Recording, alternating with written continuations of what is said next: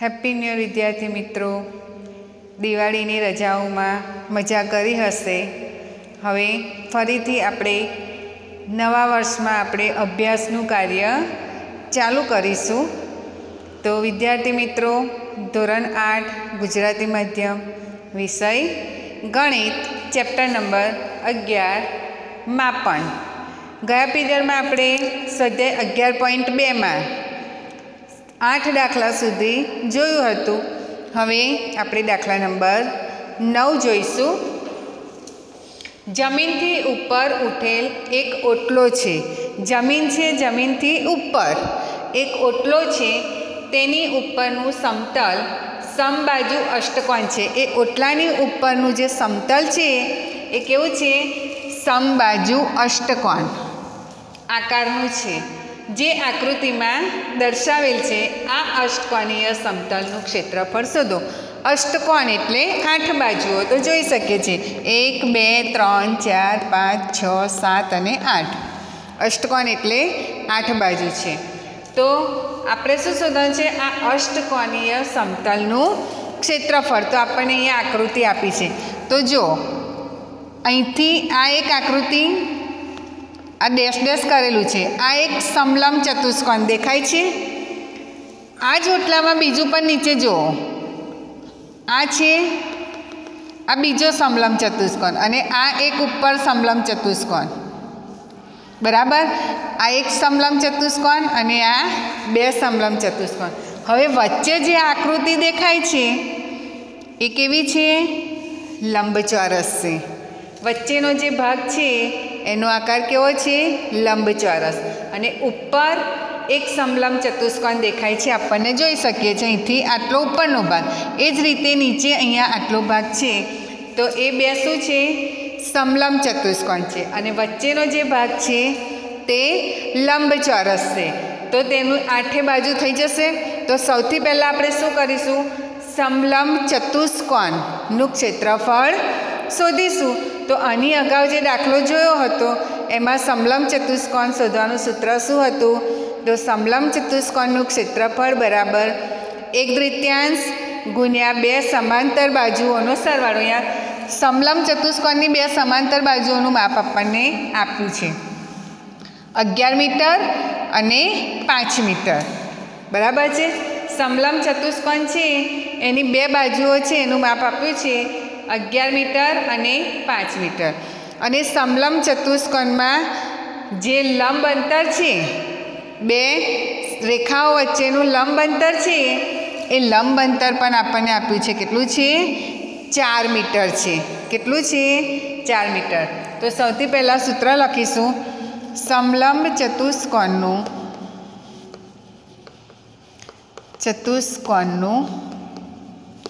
ક્ષેત્રફળ બરાબર, સૂત્ર લખીશું 1/3 ગુણ્યા 2 સમાંતર બાજુઓનો સરવાળો, 2 સમાંતર બાજુઓનો સરવાળો ગુણ્યા 2 સમાંતર બાજુઓ વચ્ચેનું લંબ અંતર, 2 સમાંતર બાજુઓ વચ્ચેનું લંબ અંતર। આ છે સમલંબ ચતુષ્કોણનું સૂત્ર છે। તો 1/3 ગુણ્યા 2 સમાંતર બાજુઓનો સરવાળો, તો કઈ 11 મીટર અને 5 મીટર। તો 11 મીટર વત્તા 5 મીટર ગુણ્યા 2 સમાંતર બાજુઓ વચ્ચેનું લંબ અંતર કેટલું આપ્યું છે? 4। તો 1/3 ગુણ્યા 11 ને 5 કેટલા થાય? 16 ગુણ્યા 4, 2 દુ 4 અને 16 દુ 32। હવે લંબાઈ શેમાં આપી છે? મીટરમાં। અને ક્ષેત્રફળ છે એટલે શું લખાય? મીટર સ્ક્વેર લખાય। હવે આ જે 32 મીટર સ્ક્વેર આવ્યું એ કેટલા સમલંબનું ચતુષ્કોણનું ક્ષેત્રફળ છે? તો એક જ સમલંબ ચતુષ્કોણનું છે। આપણી પાસે આકૃતિ જે અષ્ટકોણની આપી છે એમાં કેટલા સમલંબ છે? 2 છે। તો 2 સમલંબ ચતુષ્કોણનું ક્ષેત્રફળ શોધી લેવાનું। 2 સમલંબ ચતુષ્કોણનું ક્ષેત્રફળ બરાબર 2 વડે ગુણી કાઢો તો 2 ગુણ્યા 32 મીટર સ્ક્વેર, તો 32 દુ 64 મીટર સ્ક્વેર એ આ ઉપરનો એક સમલંબ ચતુષ્કોણ અને નીચેના સમલંબ ચતુષ્કોણનું ક્ષેત્રફળ મળ્યું. હવે આ જે વચ્ચેનો ભાગ છે આનું અને આનું ક્ષેત્રફળ મળી ગયું આપણને, બરાબર. પણ વચ્ચે જે આકાર છે કયો છે? લંબચોરસ. તો હવે શું કરીશું? આપણે લંબચોરસનું ક્ષેત્રફળ શોધીશું. તો એનું સૂત્ર શું થશે? લંબચોરસનું ક્ષેત્રફળ બરાબર લંબાઈ ગુણ્યા પહોળાઈ. લંબચોરસમાં સામસામેની 2 બાજુ હોય એ સરખી હોય અને લંબાઈની સામેની લંબાઈ સરખી હોય અને પહોળાઈની સામેની બાજુની પહોળાઈ સરખી હોય. તો કેટલી છે? 11 અને 5. તો 11 ગુણ્યા 5, 11 પંચા 55 મીટર સ્ક્વેર. હવે જો 2 સમલંબ ચતુષ્કોણનું ક્ષેત્રફળ 64 મીટર અને લંબચોરસનું ક્ષેત્રફળ 55 મીટર, એ બંનેનો તમે સરવાળો કરશો એટલે આપણને શું મળી જશે? અષ્ટકોણનું ક્ષેત્રફળ. તો અહીંયા લખીશું અષ્ટકોણીય સમતલનું ક્ષેત્રફળ બરાબર કેટલું થશે? 64 મીટર સ્ક્વેર વત્તા 55 મીટર સ્ક્વેર. 5 ને 4 9, 6 ને 5 11, 119 મીટર સ્ક્વેર અષ્ટકોણીય સમતલનું ક્ષેત્રફળ થશે. તો લખીશું અષ્ટકોણીય સમતલનું ક્ષેત્રફળ બરાબર 119 મીટર સ્ક્વેર થાય. તો વિદ્યાર્થી મિત્રો, આ અષ્ટકોણીય સમતલનું ક્ષેત્રફળ જોયું. હવે આપણે દાખલા નંબર 10 જોઈશું.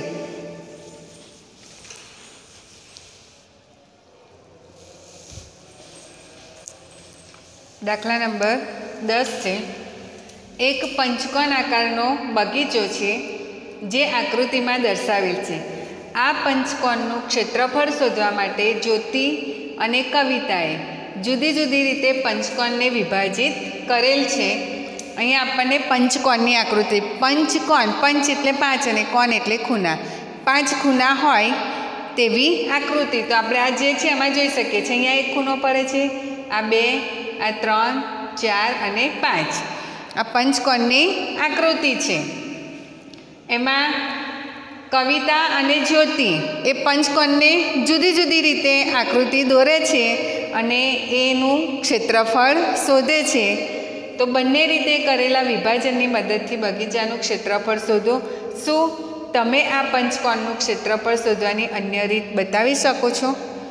તો આ આકૃતિ આપી છે, આ પંચકોણની આકૃતિ છે. પંચકોણ બગીચો છે અને પંચકોણ બગીચાનું ક્ષેત્રફળ શોધવાનું છે. તો એની લંબાઈ કેટલી આપી છે? 15 મીટર, પહોળાઈ 15 મીટર 15 મીટર અને ઊંચાઈ કેટલી છે? 15 મીટર અને આ 2 બાજુઓ થઈને ટોટલ એની પહોળાઈ થશે 30 મીટર. તો પહેલાં શું કરીશું? જ્યોતિએ જે પંચકોણ આકૃતિ છે એને કેવી રીતે વિભાજિત કરી છે? તો આ રીતે પંચકોણ આકૃતિ છે. 15 મીટર 15 મીટર અને આ 15 મીટર છે, પણ એને આ પંચકોણના શું કર્યા છે? 2 ભાગ કર્યા છે. 2 ભાગ કર્યા એટલે કેવો આકાર થાય છે? જુઓ, આ રીતની આકૃતિ બને છે. એટલે કયો આકાર બન્યો? આ સમલંબ ચતુષ્કોણ. પણ કેટલા સમલંબ ચતુષ્કોણ બને છે? 1 અને 2. તો સૌથી પહેલાં આપણે જે જ્યોતિએ કરેલ વિભાજન છે તેનું ક્ષેત્રફળ શોધીશું અને એ પણ જ્યોતિએ કરેલા વિભાજનને પણ કઈ રીતે થાય છે? તો 2 સમલંબ ચતુષ્કોણમાં એકરૂપ થાય. બંને કેવા છે? સરખા જ છે. એક મોટો સમલંબ હોય કે એક નાનો સમલંબ હોય તેવું નથી. બંને સમલંબ ચતુષ્કોણ છે એ એકરૂપ છે, બરાબર. તો જ્યોતિએ કરેલ વિભાજન છે તેનું એ સમલંબ ચતુષ્કોણનું પહેલાં ક્ષેત્રફળ શોધી લઈશું. તો લખીશું સમલંબ ચતુષ્કોણનું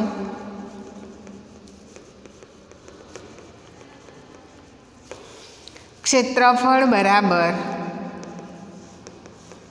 1/3 ગુણ્યા 2 સમાંતર બાજુઓનો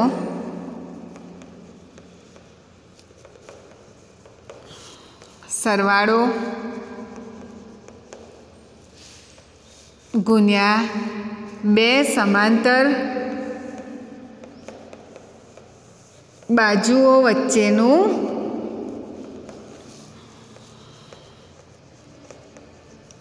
લંબ અંતર. તો જોઈએ 1/3 કૌંસમાં 2 સમાંતર બાજુઓનો સરવાળો તો 15 મીટર અને 15 ને 15 30 એટલે 15 વત્તા 30 ગુણ્યા 2 સમાંતર બાજુઓ વચ્ચેનું લંબ અંતર. તો લંબ અંતર કેટલું છે? 15 છે. લંબ અંતર કેટલું છે? એનું 15 છે.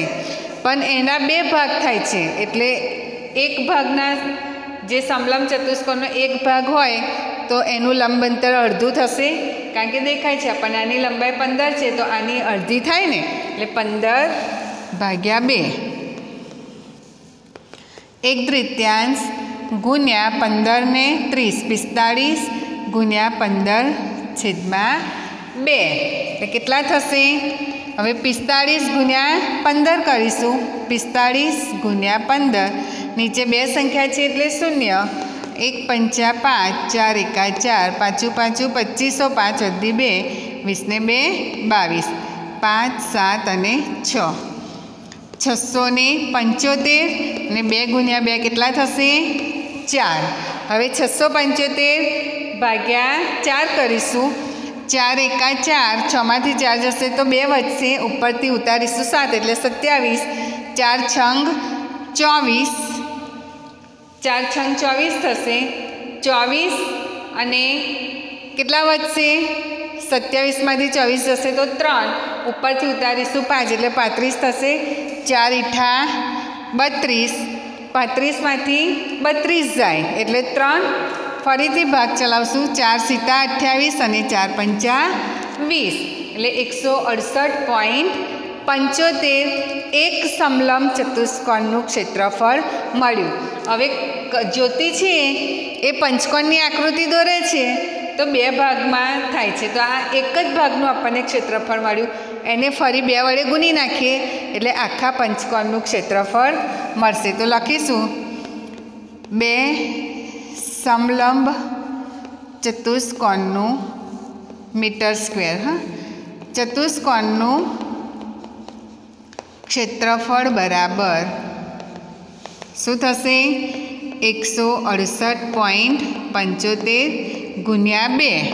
5 દુ 10 0 વધી 1 7 દુ 14 ને 1 15 5 વધી 1 8 દુ 16 ને 1 17 7 વધી 1 6 દુ 12 ને 1 13 3 વધી 1 2 એકા 2 ને 1 3 337.50 મીટર સ્ક્વેર. આપણને શું મળ્યું? જ્યોતિએ કરેલ જે પંચકોણ આકૃતિ છે એને જે પંચકોણની આકૃતિનું એની રીતે વિભાજન કર્યું છે તેનું ક્ષેત્રફળ મળ્યું. હવે આપણે કોનું જોઈશું? તો કવિતાએ કરેલ વિભાજન વિશે જોઈશું.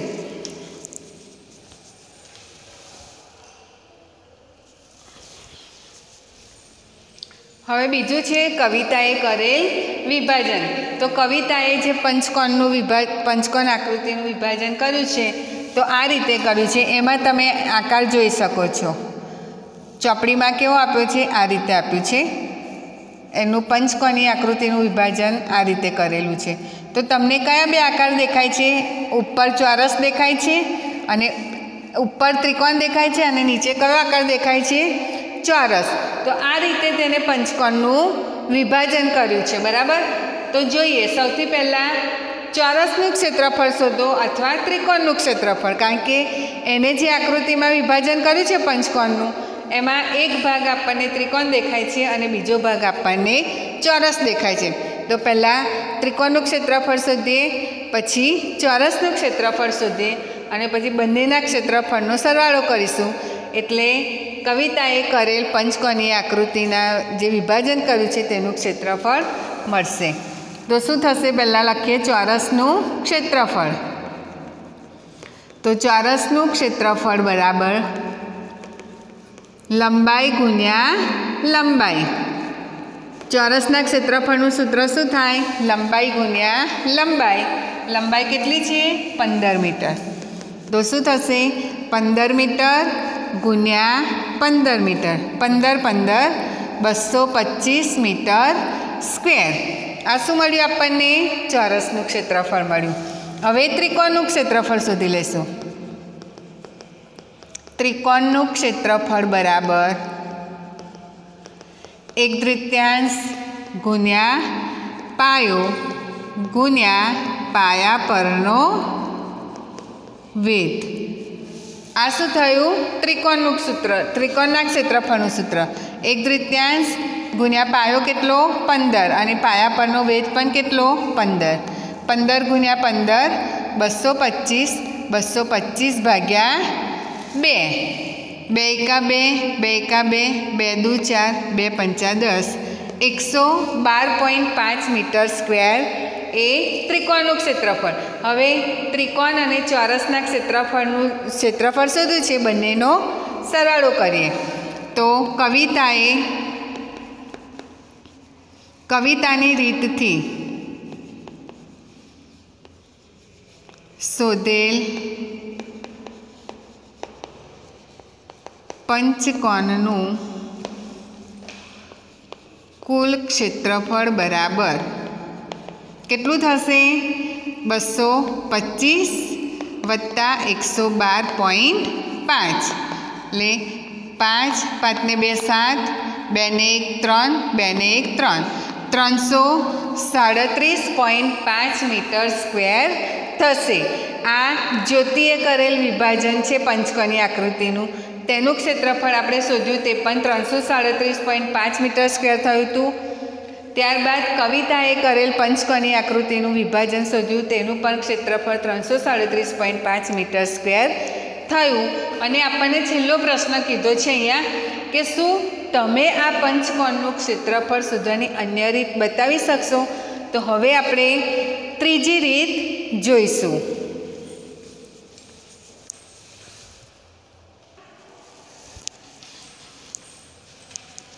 હવે દાખલાની અંદર આપણને ત્રીજો પ્રશ્ન જે કીધો છે, શું તમે આ પંચકોણીય ક્ષેત્રફળ શોધવાની અન્ય રીત બતાવી શકશો?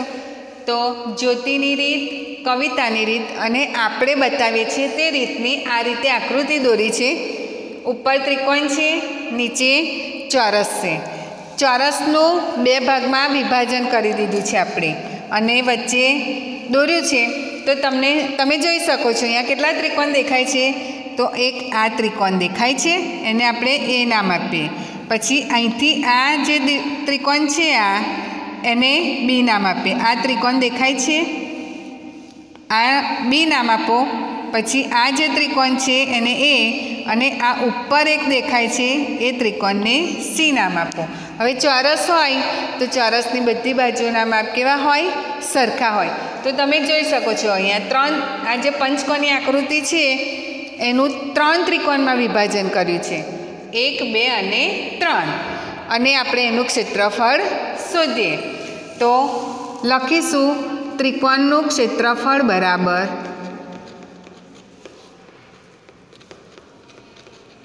બરાબર 1/3 ગુણ્યા પાયો ગુણ્યા પાયા પરનો વેધ. અહીંયા ત્રિકોણ એનું ક્ષેત્રફળ બરાબર, એ ત્રિકોણનું ક્ષેત્રફળ. એક વખત સૂત્ર લખીશું, દરેક વખત નહીં લખીએ, પછી ડાયરેક્ટ સંખ્યા મૂકીશું. તો 1/3 ગુણ્યા પાયો કેટલો છે? 15 અને પાયા પરનો વેધ પણ કેટલો છે? 15 છે. તો 15 15 225. 225 ભાગ્યા 2 એટલે કેટલા થશે? 2 એકા 2, 2 એકા 2, 2 દુ 4 અને 2 પંચા 10. 1 વધશે મીટર સ્ક્વેર. આ શું મળ્યું? ત્રિકોણ એનું ક્ષેત્રફળ. હવે ત્રિકોણ બીનું ક્ષેત્રફળ શોધીશું. ડાયરેક્ટ સૂત્ર નહીં લખીએ. 1/3 ગુણ્યા 15 ગુણ્યા 15 બરાબર 225 ભાગ્યા 2 112.5 મીટર સ્ક્વેર. આ ત્રિકોણ એનું ક્ષેત્રફળ 112.5 મીટર આવ્યું. આ ત્રિકોણનું પણ 112.5 આવ્યું. હવે આ ત્રિકોણનું શોધીશું. ત્રિકોણ સીનું ક્ષેત્રફળ બરાબર 1/3 ગુણ્યા 15 ગુણ્યા 15 15 15 225 ભાગ્યા 2 એટલે 112.5 મીટર સ્ક્વેર. હવે આ આખી પંચકોણીય જે આકૃતિ છે તેનું ક્ષેત્રફળ શોધે. પંચકોણીય